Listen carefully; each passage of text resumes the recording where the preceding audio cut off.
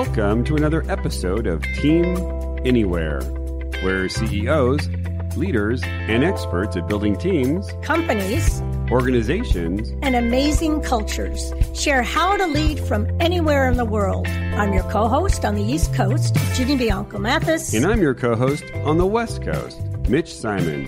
And we invite you to join us to Team Anywhere.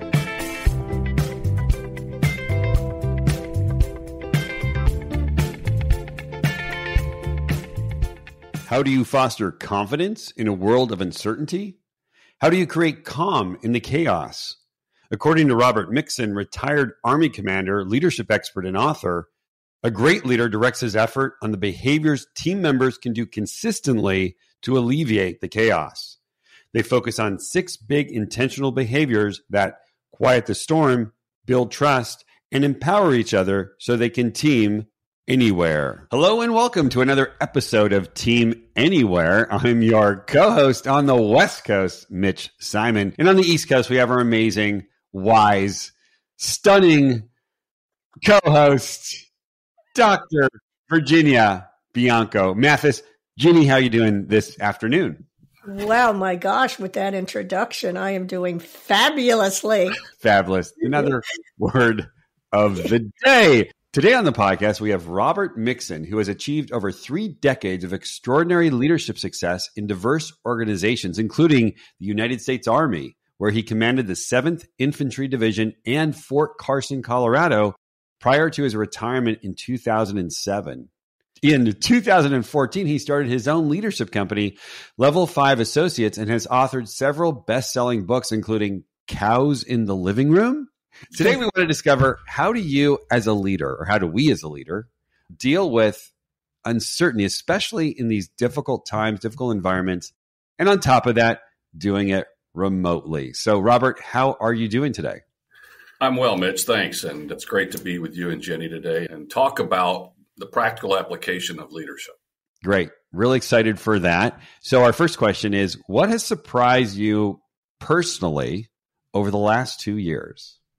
I think what surprised me the most over the last 2 years has been how different organizations and teams have chosen to deal with the level of anxiety that the world now lives in.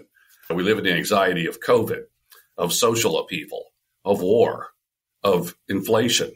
There's a whole litany of challenges that I think leaders in different organizations are grappling with to find solutions that work. Yeah. When you put it out there, it's a lot. It really is a lot right now. And on top of that, for many companies, at least that I know that Ginny and I'm sure you work with Robert, they are like busier than ever before. Very true. Many of them are facing demands for their products and services that are unprecedented. So on a lighter note, or on a great note, you have to tell us, Cows in the Living Room, what is that book about? It's a book about strategic planning. And, of course it is. Yeah. And so we were going to name it Outcomes-Based Strategic Planning.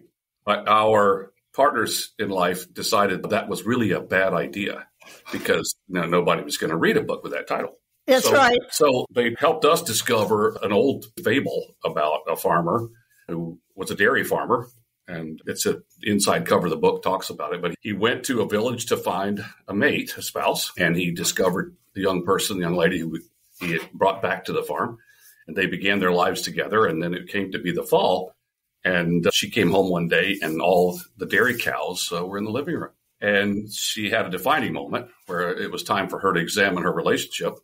But she decided that the relationship was worth the price of the cows there. So she went on with her life. And then about 2 months later, one of her best friends came to visit and walked in the door, shock and awe, and said, "Well, what are all these cows doing in the living room?" And she replied, "What cows?" And essentially, the book is about how we become accustomed to having cows in our living room. And without really thinking about strategic plans that work with measurable objectives in mind, we can end up with just cows being in the living room forever, and we never decide to heat the barn. Yep. So that's how the book title unfolded. I love it. That is great. And so when you're doing strategic planning, you just basically sit down and say, okay, where are the cows? Who are the cows? Yeah. Right? Yeah. Let's figure out how to heat the barn. That's right. Okay. So now we'll ask you the next title, which I think is pretty exciting. But after this, not as exciting as Cows in the Living Room. You wrote, Who Saw This Coming? Now What Do We Do? So when did you write that, and what was that book about? Well, that one came out shortly after the pandemic a couple of years ago. And I will take an opportunity for a shameless promotion in between, because I wrote another book in 2017 called We're All In, The Journey to a World-Class Culture. So essentially there are 3 in the queue, all of them short books, which I'm proud of. I would say Who Saw This Coming was an ebook that came out of a series of webinars that I conducted as people began to grapple with the challenges of a world that was undergoing revolutionary change, not evolutionary change. And what they were struggling with was, how do I cope as a leader? What are my coping mechanisms? Do I go back to the same old things that I've always done, or do I adapt? And my thesis here is that the big 6 principles are highly adaptive. It's up to us as leaders to figure that out. But the principles are enduring. And so that's what Who Saw This Coming is about. When you're in times of great uncertainty, I think you can go back to those bedrock principles and find some solace in the fact that they are proven, they work. It's up to us to apply them in an imaginative way. I thought that was very insightful, the distinction between how do I cope or how do I adapt? What does it look like, a leader who is coping versus a leader who's adapting? I think coping is a methodology of getting by. It's surviving. Mm-hmm. And so to me, adapting is a more deliberate, thoughtful approach where, you are deliberately addressing the needs of your team as a servant leader. And you're meeting those needs or exceeding those needs because you're anticipating what they are. And you're listening for feedback. You're assessing that. You're communicating in a meaningful way. And people know that you care. And I know you're going to get into this big 6 principles with the key word adapt. You go back to those principles and you have to perhaps think more creatively and innovatively about them, but not throw them out. Correct. That's exactly my thesis. Right. So let's talk about the big 6, and then let's dig into a few of them for our audience. So what are the big 6, and how did you come up with the big 6? Okay, Mitch. Well, first of all, the big 6 I learned through screwing them up. I don't think I've ever had an original thought, but I've got some scar tissue from, not applying these principles well. They evolved over time, and the first one is called Set the Azimuth. And a lot of people don't know what an azimuth is, but essentially an azimuth is the cardinal direction of your team, of your organization. It has 4 components. The mission, who are we? What do we do? Why do we do it? Our intent, it has more clarity than vision. Intent is, what's our end state? What does success look like? Right. Usually in a 3 to 5 year time frame. What are the key tasks that we must perform for that end state to come to life? And then what's our purpose? As folks like Simon Sinek have talked about, what's our why? Why are we doing this? So you have a mission, then you have the intent. The third component of the azimuth is, what are our values? What do we believe in? And we have to express those values together, I think, in writing, because people make assumptions of what they are otherwise and what they mean. And the fourth component of the azimuth is, what's our culture? What are the behaviors that we expect people to represent to bring our azimuth to life, to bring our values to life? So that's what Set the Azimuth means as the first of the big 6. The second of the big 6 is listen. As my mom said, she told me early in my life, Robert, God gave you 2 ears and 1 mouth for a reason. Did I pay attention to her? Nope, I did not. Yeah.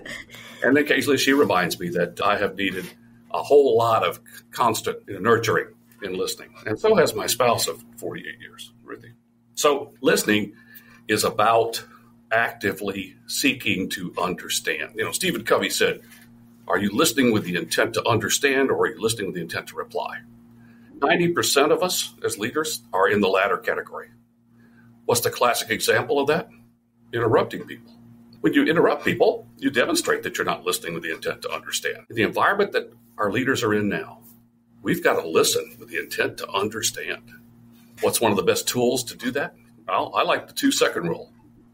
Before you respond to anyone, you wait 2 seconds. Now, some people have asked me, do I count out loud? Well, I don't really recommend that. I don't know, Jenny. It would be a little awkward. Noted that as the 1-2 guy. Yeah, but in any case, that active listening with the 2-second rule gives you the opportunity to be thoughtful in your response and to demonstrate respect for the person who's speaking with you. The third principle is trust and empower. Empowerment is the embodiment of trust. And I think other famous people have said trust is the glue of life. How do you bring that to life? I think you demonstrate trust by actively empowering others to lead, to make decisions. I like the tool called the decision tree, where, in fact, I write a blog every other week. One of the blogs was called, "Is your decision tree a fir tree or a palm tree?" The organizations, it's a palm tree because all decisions are made at the top. The healthiest cultures are fir trees, where most of the decisions are made by the people who have boots on the ground that are doing real work. But you've got to spell out what the decision tree looks like, or again, people won't know. And that uncertainty and anxiety is bad enough in the world with all the compounding factors we have underway without us adding fuel to the fire by creating more uncertainty. Setting your azimuth reduces your uncertainty. Listening with the intent to understand reduces the uncertainty in your culture. Having a decision tree reduces the uncertainty in your culture. That builds confidence. People want to belong to an organization they believe in with leaders who trust and empower them. The fourth principle is do the right thing when no one's looking. As we used to say at the Pentagon, well, that briefs well. Yeah, it does.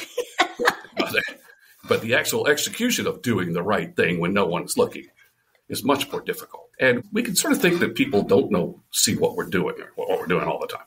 But I think they really do. They're just developing assessments of our behaviors in different ways. For example, what type of discipline do we have in our email and text messaging? If you're going to send emails and texts to people all hours of the day and night and expect them to respond, I don't think you're doing the right thing. I don't think you're treating people with dignity and respect. And I think you're creating a culture where people do not have a life. They have what you define as their life. And so doing the right thing has a lot to do with respecting others in a deliberate way, whether they're in virtual or live. It's really all about thinking of them, putting yourself in their shoes. The fifth principle is when in charge, take charge. Everybody thinks it's being loud and profane. I believe it's exactly the opposite. Today, more than ever, we need to be the calm in the chaos. We need to demonstrate tactical patience. The first report is almost always wrong. You've got to have the patience to process that. You also have to learn to be a good bad news taker. If there's a pile of dead messengers outside your doorway because anybody who brings you bad news is shot on sight, then pretty soon nobody's going to tell you anything until the building is burning and all the fire trucks show up. And they go, wow, I guess we got a problem here. You got to be a good bad news taker. That doesn't mean, you go ballistic and act crazy. It means you can process the information in a thoughtful, rational way. That's the leader people want to be around. Right. One of my favorite examples of that is the 2 questions you can ask when something goes wrong. The first question is, okay, what were you thinking, Robert? The second question is, so Robert, what did we learn? The negativity of the first and the positivity of the second are classic examples of what not to do and what to do in order to be in charge. And we need to teach our leaders how to be the calm in the chaos and support them when they do. The sixth principle is balance the personal and professional. Everybody thinks it's about time management. That's absolutely not true. We can't manage time. Time is finite. What we can do is we take more ownership of the time we have available. I think balance is about 4 levels of energy: the physical, the mental, the spiritual, and the emotional. We need to assess our own battery charge levels in those 4 areas. And we need to do it routinely and help others assess theirs and look for warning signs when other people are out of balance, when they really are going off the grid. And it's because of their energy levels and not how many hours they're spending in the office or on the phone or on the Zoom. And I believe by being thoughtful in assessing those energy levels in ourselves and in others, we can create a healthier culture where people know we care. And I believe the self-assessment is the most powerful tool that I've used, or the daily audit is what I call it. Yes. Where I spend 10 to 15 minutes a day completely alone with no electronics. I'm not driving down the interstate making new friends. I am alone, and I am asking myself a couple of key questions. The first one is, what did I plan to do today to grow leaders? Secondly, what did I actually do? And then the final one is, okay, what am I going to do tomorrow to move the needle in demonstrating to people that I care about them as leaders and I'm paying attention to their energy levels and the sense of balance we have in our organization? So those are the big six as an overview, Mitch and Jenny, and I'll certainly entertain your questions from there. Wow, that was really great. You're really answering the question, how to create the calm in the chaos. So these six principles are basically saying, yeah, the world out there is going to do what the world does. It seems to be on hyperdrive right now. We can't really change what the world's doing, but we certainly can change ourselves and our teams. And by taking on these six, the big six, we can certainly help ourselves. And at the same time, really forwarding the leadership below us. Absolutely. Especially it's just, I think it was our last podcast where we were talking about energy. Energy, right. Ahmed. And for her as well was being attentive to the energy of yourself and the energy of your others. And I think you've really shared that as well. What I'd love to do is dive into a few of these, just specifically in the area of set the azimuth. How do we as teams define behaviors? How does that conversation look, sound, feel like, such that we can all get on the same page, especially because we are all in different places? So which behaviors are we actually talking about? I like to approach setting the azimuth as a team exercise, as a team workshop, where the leadership team gathers and we collectively address each of the four elements of the azimuth. For example, everybody thinks they know what our mission is, but very few people really do because it's not very often specified. Really, the mission is, who are we, what do we do, and why do we do it? In one or two sentences. And when you build it as a team or refine it as a team, then we own it. If you don't do that together, then it's Robert's good idea. It's not, Jenny don't own this mission.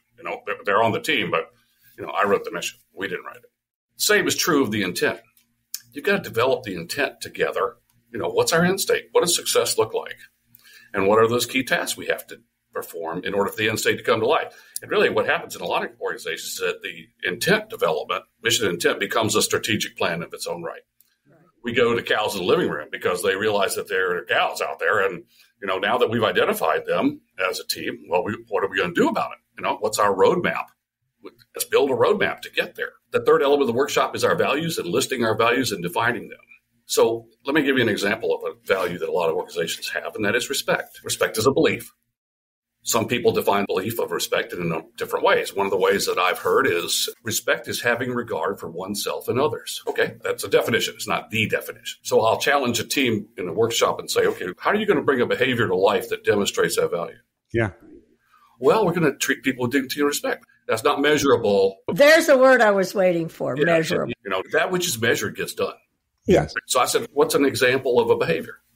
And usually we'll thrash around a while. And I'll say, okay, well, how about this one? Value for having regard for oneself and others. Then our behavior would be, we do things on time.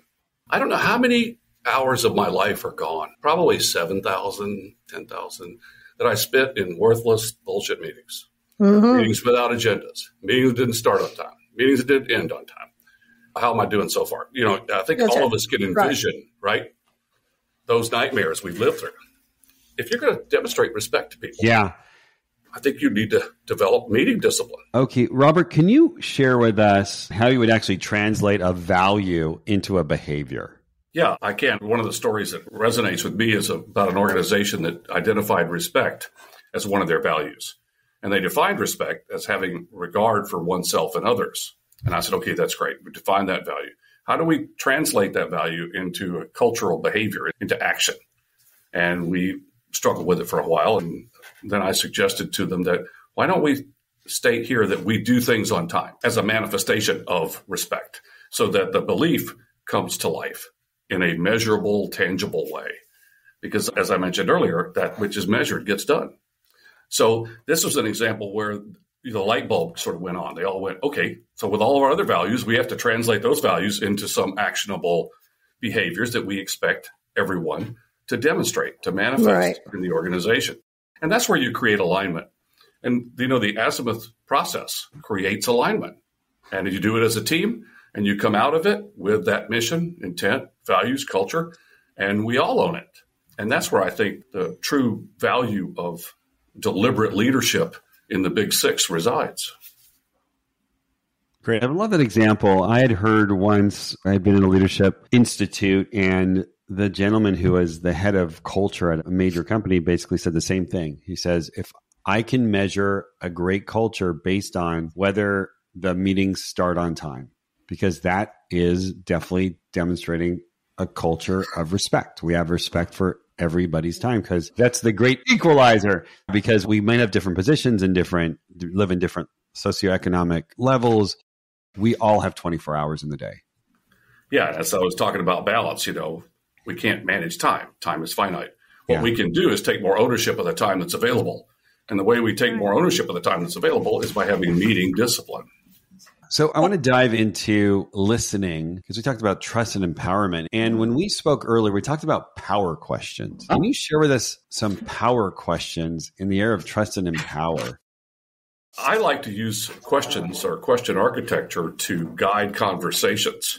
And I believe that what they do is they help you connect with people in a more meaningful way. And I like to use power questions. How's it going is not a power question, or what's up. Well, a power question is one that's going to elicit some information you can use as a leader.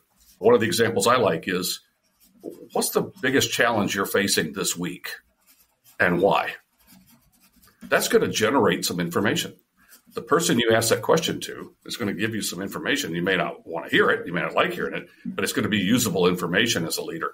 And if we're going to take more ownership of our time, we need to ask more focused power questions to get the information we need to provide resources and make decisions in time. Another power question I like to use is, what are your dreams? What do you want to be when you grow up? I find a lot of people have been around each other for years and never asked that question. And so they really don't know what people's dreams are. And if you don't know what those dreams are, how do you help people develop? How do you help nurture them as individuals and as leaders so they can grow and they feel as though you are caring, you have a stake?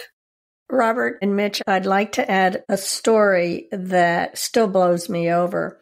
There is a president of a company that I work with, and he's still at the stage where he can interview everybody who comes on. And here's his main question in the interviews before hiring is, what is your destiny? And he says he gets all sorts of incredible answers. And his favorite story is the person who said, well, I want to buy a fishing boat and lead teams of fishermen across, the Chesapeake Bay. Good. So then he asks, well, then why should I hire you? Well, he said his answer was equally powerful, saying, well, here's my plan.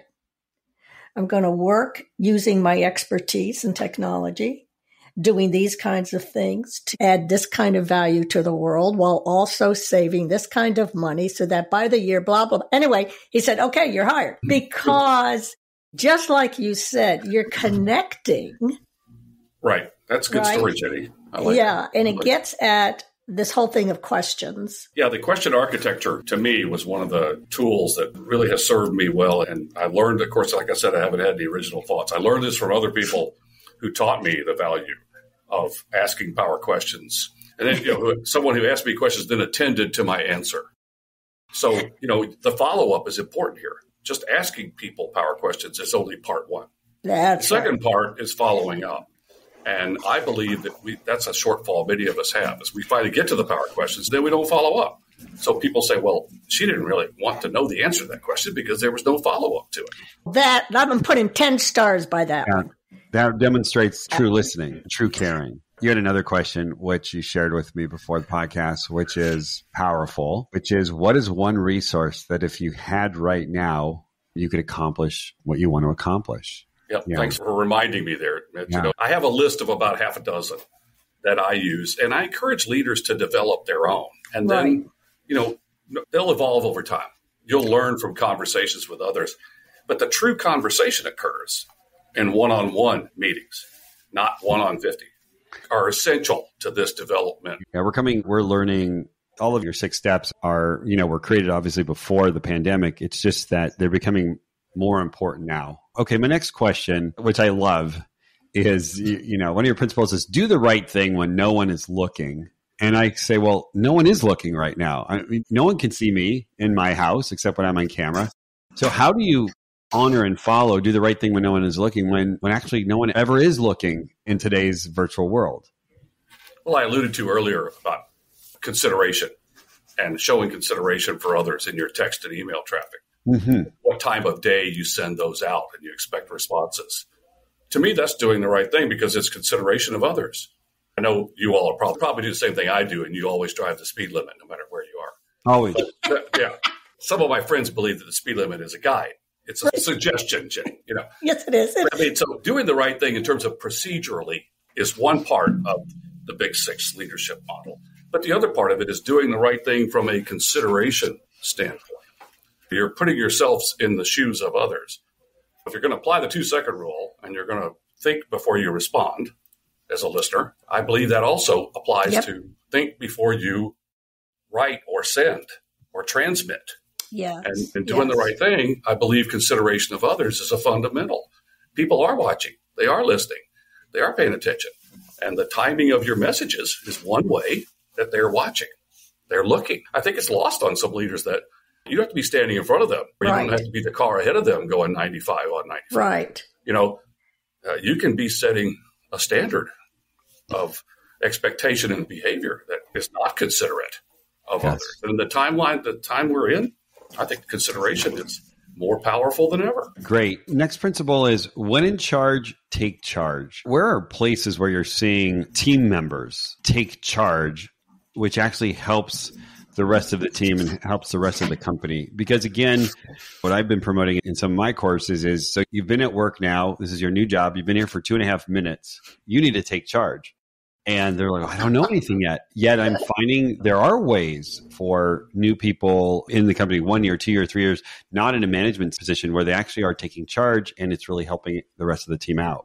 I think there are a lot of examples out there, Mitch, as you allude to, where we can take charge and more junior people can take charge. And the really taking charge, I think, is also in the realm of being an influencer. Yes. When you're in charge, you are accepting a role as being a member of a team with a mission, right? A mission, intent, values, culture. It's the greater good of the organization. So if I have a capability that I can contribute to an integrated process team to tackle a specific project, I can offer myself to be part of that team. And I don't necessarily have to feel like I'm taking on a burden. It's going to be an opportunity, not a burden. And when you demonstrate that positivity in the team and you accept or even take on some additional tasks that you may have some skills in for that greater good to facilitate that mission accomplishment, it sends a signal to everybody that you're all in. You're buying in. And that's being in charge to me. That's a demonstration of being in charge. The final question is balancing personal and professional. Is that up to each person now to do balancing? Can a leader help influence that? Because I'm working with a company where they constantly say, we need to take breaks. We're not taking breaks. We know we need to take breaks. We're not doing them. How do you encourage that either from a team member position or a team leader position? Well, it used to be, and some companies are returning to that physical presence requirement in their companies. I think Elon Musk is one of them, but they're bringing people back in. It used to be how, what cars are in the parking lot. And if your car needed to be in the parking lot until your boss left, and then you could leave. That's right. Well, to me, balance, the framework has changed significantly. Now we have to demonstrate a sense of balance, and not only a regard for others that we've talked about in earlier examples, because all the big six are interconnected. You can't cherry pick them apart. In fact, I use a gear analogy when I put it up on a screen, that they're all interconnected. The concept of balance is really nurturing those levels of energy, the 4 levels I talked about: physical, mental, emotional, spiritual. You can assess your own. I talked about the daily audit as one tool. You can help others assess theirs, and you can assess them collectively. There is a balance survey that I've created where you ask people to do a self-examination of their energy levels in those 4 areas, and then where could they improve. I think when you do that, you're demonstrating to people that you care enough about this process of balance and energy that you're going to conduct a collective survey process to have them assess theirs. And you're going to discuss ways that we can move the needle collectively as well as individually. And that consensus, I call it discovery learning. The team discovers that we have energy levels that need to be nurtured in ourselves and in others. And we actively work to do that. Not episodically, we do it systemically. Well, great. Thank you. So last question is, where can we find you? Where can we find your books? How can we interact with you so we can learn more about the 6 steps? Sure. My website is www.level5associates.com. There I have all the blogs that I've produced and some podcasts that I've done, the products and services that I offer. And I'd encourage people to go there and take a look and see if it's valuable to you. Great. All right. Well, thank you, Robert. This has been so informative. I really got a good understanding about how to calm the chaos, how to be quiet in the storm, and how a leader can provide as much certainty as in such a world of uncertainty. So thank you so much, Robert. Thank you, Ginny, my amazing co-host. Thank you, our audience. And if you've enjoyed this episode, which we have, please share this with your friends, your colleagues, your family, and we'll see you next time on our next episode of Team Anywhere.